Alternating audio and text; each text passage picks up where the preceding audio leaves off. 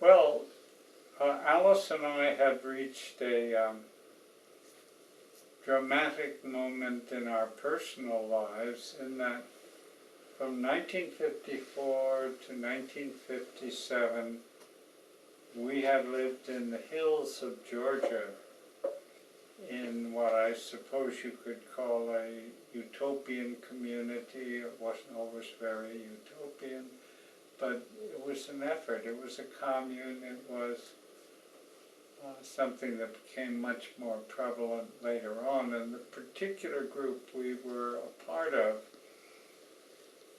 for the most part, had been created by persons who had been conscientious objectors during World War II, and their wives, 5 to 10 years older than ourselves, which meant that I routinely drew the 5 a.m. morning milking.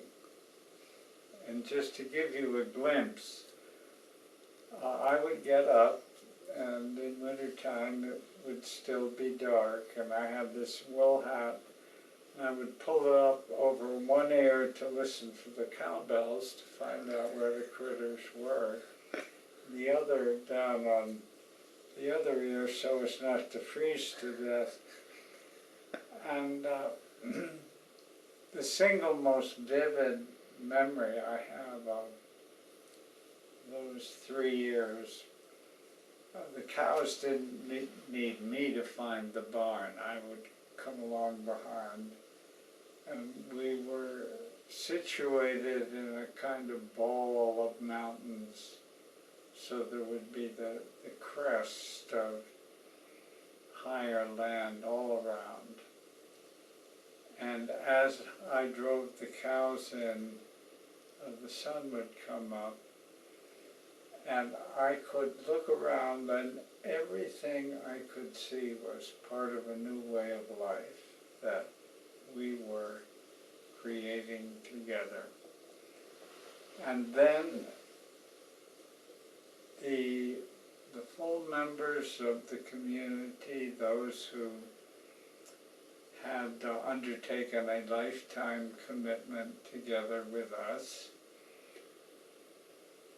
came in contact with a more evangelical Christian group that had been doing the same kind of thing since the 1920s.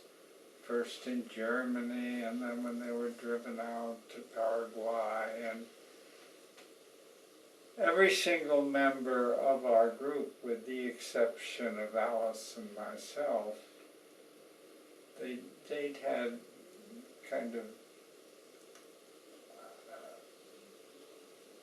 I was going to say Midwestern, but it wasn't always Midwestern, but traditional Protestant upbringings.